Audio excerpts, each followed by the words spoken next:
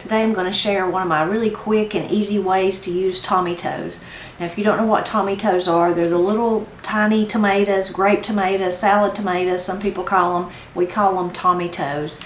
And I recently had somebody ask me if I knew the origin of that name. I don't. It's just, maybe you do, and if you do, please share it in the comments. But that's just a very common term. You'll hear people in my area of Appalachia and throughout Appalachia use that, tomatoes, to refer to those really small tomatoes. And we love to grow them. If you watch our videos, you know Matt likes to call them yard snacks because we do eat a lot of them out there. We eat a lot of them in here, just bring them in, you know, harvest them, pick them, and bring them in. I wash them and I leave them setting out, and people just eat them with whatever they're eating. And of course, we eat them with meals. A lot of times, if I'm canning tomatoes and I have a bunch of tomatoes sitting here, I just throw them in. Now, I know that's just a little tiny bite of tomato, but still, it's better than letting them go bad or, you know, not being able to use them, because a lot of times they produce so much, it's hard to use all of them. And there's all kinds of recipes. A lot of people freeze them, and of course you can dry them. We dry Juliette's. Somehow we planted Juliette's this year, but I've yet to see Juliette's in my garden, so I don't think there's none out there. Anyway, those are our favorites to dry because they're more oblong shaped. They're still tiny, but they're easier to cut in half and then dry both the halves. They're really, really great for that. Anyway, the recipe I'm going to share today, I think I started making it, I can always look back on my blog, Blind Pig and the Acorn, and see. And when I first shared it on there was 2014. So I've been making it for quite a while. Now the original recipe, I will link to it in the description below so you can go see how she made it. It was the Pioneer Woman. I'm sure you probably heard of her. So you can go see how she made it. And in the very beginning, that's how I did it. I did it exactly like she did. But I quickly got too lazy to actually do the step of, you use prepackaged pie crust. You could certainly make your own if you wanted to. But I got too lazy to do the first step that she does. So I'm going to share today kind of my adaptation of that, just what I've started doing over the years that I've been making it, just to make it easier on me and easier for our family. So I'm going to have to go out first though and actually pick some tomatoes so that we can use them. I'm going to have a really simple supper to go along with that. It's kind of, think of a tomato tart. That's what she calls it, is a tomato tart. I'm going to have some corn, some fresh corn from our garden. Matt went and got me some corn, so I'm going to have it. I'm going to have this lovely cantaloupe. I'm going to cut the cantaloupe open. A dear sweet lady brought us this, and we can't wait to eat it. Thank you so much for bringing it to us. And so we're excited about that. And then really the only other thing we're going to have with the cantaloupe, the corn, and the tart is I've been putting up grapes for the last several days. I've just been doing, instead of making jelly or anything, I've just been canning the juice. And that way when I'm ready to make jelly, I need to because we're about out, it's just easy. That first step is done for me and the jelly won't take no time at all. So another way we like to drink the grape juice that I put up like that, not just make jelly with it. And it's really easy if you can just drink it like it is, kind of tart. If you like tartness, you can add sugar, of course, to it. But today I did something different. I mixed equal parts of grape juice and I had some ginger ale, so grape juice and ginger ale, and then I put some honey in it, and that's all it was. And I just kept doing that. I used equal parts of the grape juice and the ginger ale, and then as far as the honey, for that much, I probably put in, I don't know, 1/4 of a cup, maybe a little bit more than that. Again, though, I just kept tasting it until I thought it tasted right. And it's really good, so we're going to have that to drink with our supper. That'll be a special treat, something different than what we normally do. So any kind of tomatoes will work. That's some of our black cherries there. When the tomatoes get this big, it's hard to, you just have to dig around and find them.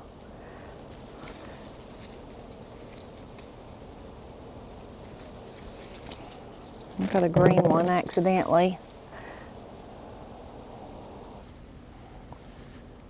These are a sun gold variety that we planted.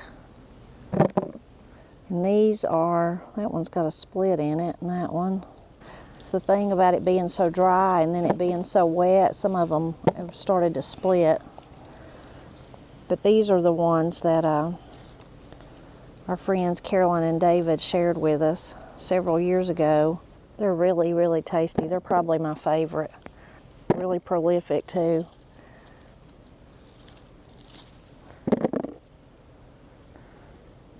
While I'm out here, I'm going to go ahead and see if I can get a few cucumbers too. That would be good to slice up and have with supper.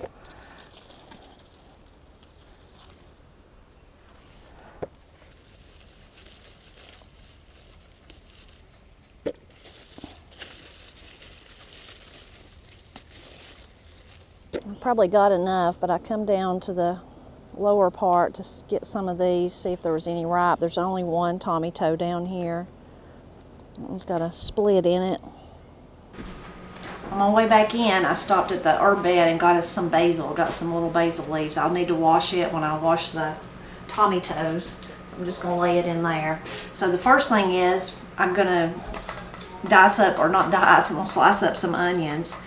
And once you see how easy this recipe is, then you could adjust. If you want more onions, like if you're making more than one tart, or if you just like a lot of onions, or maybe you don't like a lot of onions and you don't want to put that many, so you can see how easy it is as I go. Okay, now you're just going to slice them thin. To make that easier on myself, I just cut them in half and then slice them that way.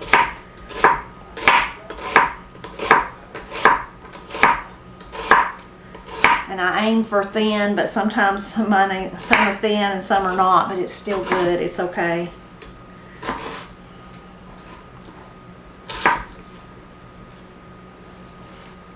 Okay, now I've got them sliced up. I've got some butter melting in a frying pan over here, so I'm going to take them over to the stove.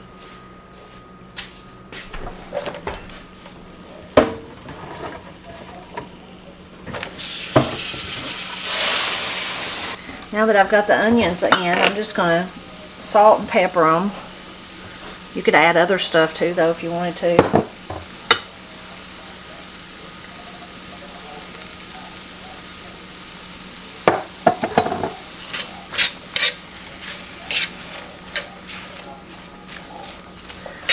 And I'm just going to let them cook for, about 20 minutes or something like that.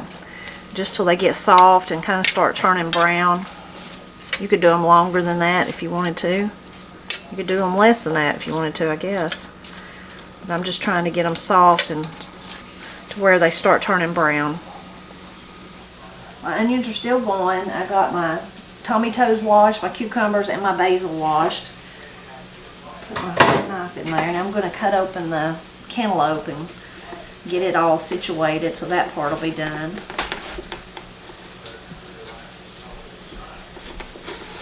Smells wonderful, wonderful. Smells so good. Get me a spoon.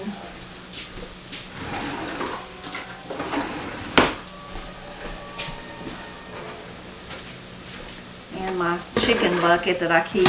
Chickens love the seeds out of them.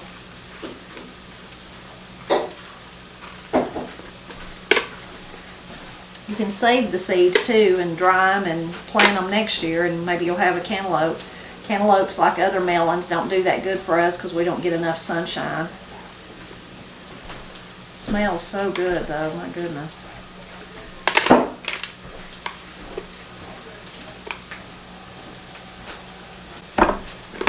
Okay, checked on the onions. They're just now beginning to get brown.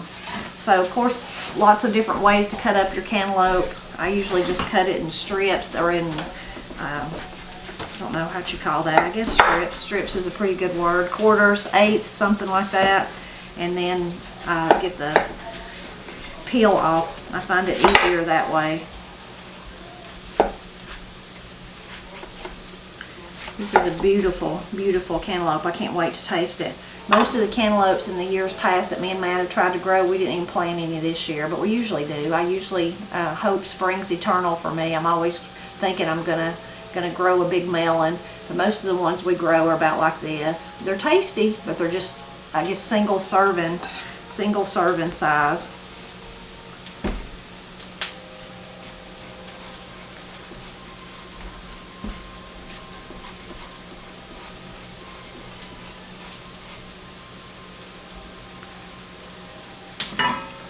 I just rough chop them up, but you can, it's pretty to leave them in long pieces like a lot of people do. I just usually go ahead and chop mine up into pieces though.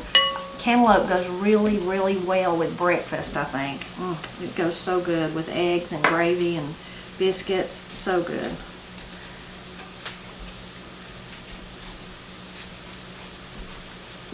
And just like I eat my watermelon, I like to put salt on my cantaloupe. I salt it before I eat it. Some people put pepper. I have a heartwarming memory of hearing Frankie Chastain, a lady in my life that was just like family, her and her husband LC, both of them, but they're gone now. But one time at church, and we were having to get together and eat, and then somebody had brought cantaloupe, and we were sitting there eating it, and her sister Nina started talking about how they used to eat it, and it was like one of the first times that LC and Frankie had got together or been on a date or something like that, that they ate cantaloupe. And I thought it was sweet because then they remembered that they put pepper on it. They like to put pepper. I've heard other people say that. They like to put pepper on it. It's a wonder Matt don't do that. He needs to try it, and he'd probably like it.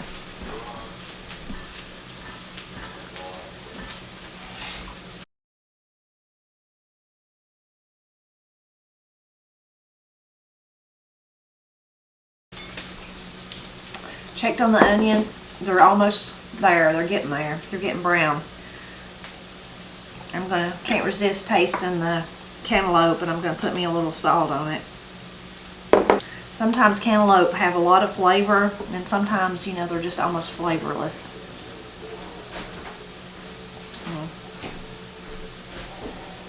This one has a great flavor. I really knew that it would because it smells wonderful. It smelled up, our whole kitchen smelled like cantaloupe. So I figured it would be really tasty, and it is. You want to taste, Matt? Okay. You think I have cooties? I know you do, but it's all right. That is an excellent cantaloupe. Frankie and LC put pepper on theirs. You're going to have to try that. Good? Thank you to the very nice lady that went and got that and brought it back. Yeah. She was cool.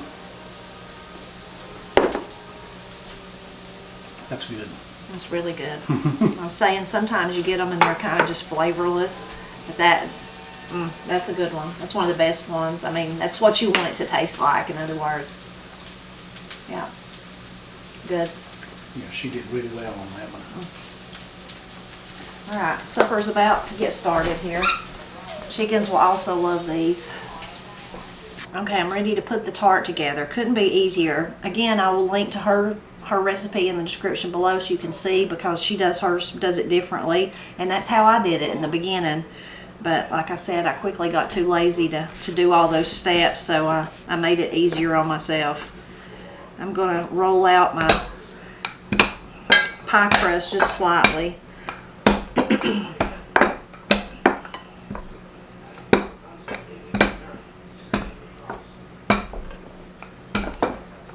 And after I roll it up, I kind of crimp up the edges just slightly.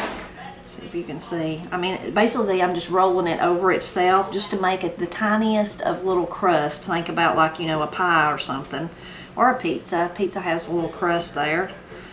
So just roll it, just the tiniest little roll.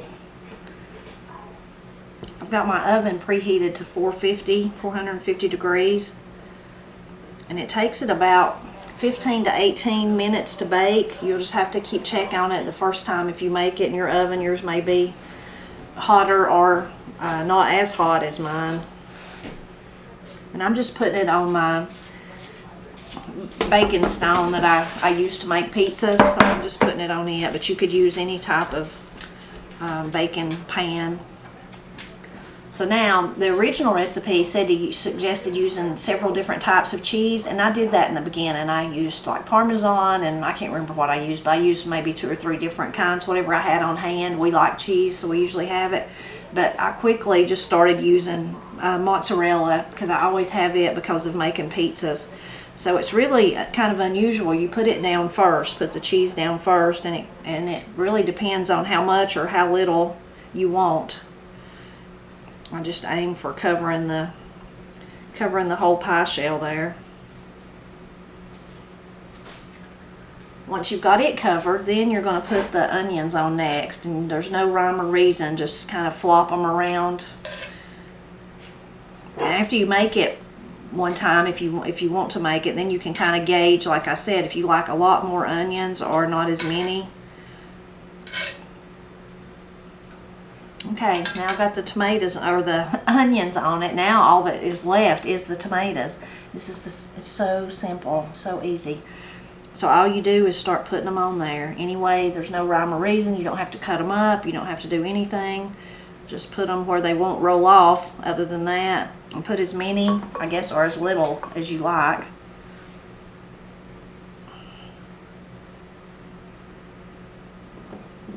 Looks really pretty too. And there's one more thing that'll make it even prettier.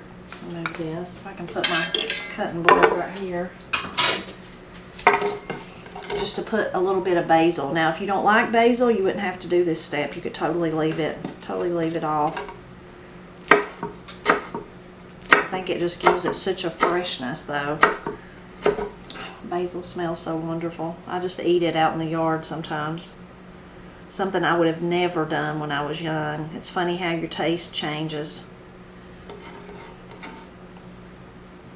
Okay, now I'm going to put it in the oven. I'm going to let it bake, like I said, at 450 for about 15 to 18 minutes. I'm going to tear just one or two more. Basil. Looks so pretty and so good. It's so simple too, so easy to put together. Now, with her recipe, she took like an egg wash and did the outside of the crust. In other words, I don't even think I did that the first time, but I know I didn't do it thereafter. If I did, I'd have to go back on the Blind Pig and see. I never did do that, and it works out fine for me. But again, I'll link to her recipe so you can see all the tips and tricks that she shares. So I'm going to put this in the oven. I'm going to get my corn ready, and I think I've already got my cantaloupe and I've got my grape juice, so then we'll be ready to eat pretty quickly. I've got to cut up some cucumbers though. I can't forget the cucumbers. So this is what it looks like when it comes out. You can see the crust gets real crispy and the tomatoes just kind of squat down. They bust open and just kind of melt into that wonderful cheese and the basil. Those dark places are the basil. You can see how dark they get. And that's what it looks like. It's going to be good. You going to cut it for us, Matt? Mm-hmm.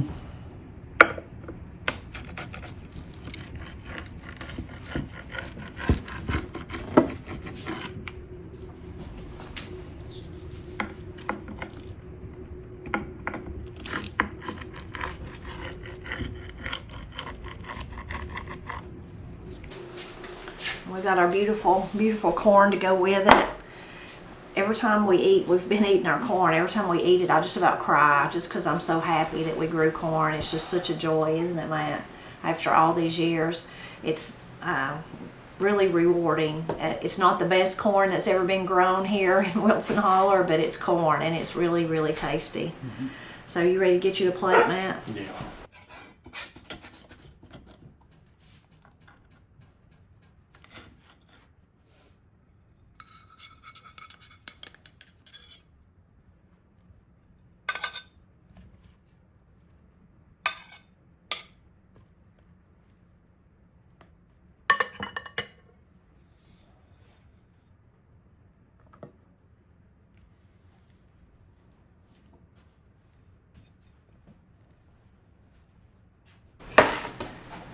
Stone stays hot, so it's still really, really hot.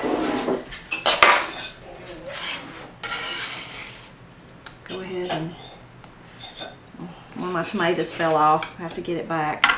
I'm going to get some corn and some cantaloupe too, but first I want to taste this.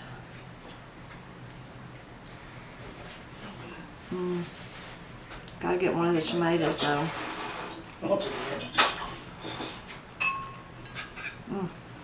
Like my head maybe dishes.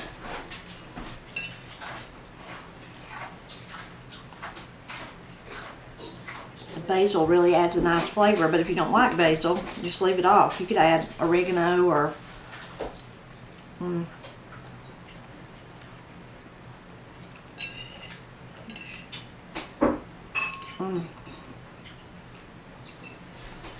cilantro, that would be good.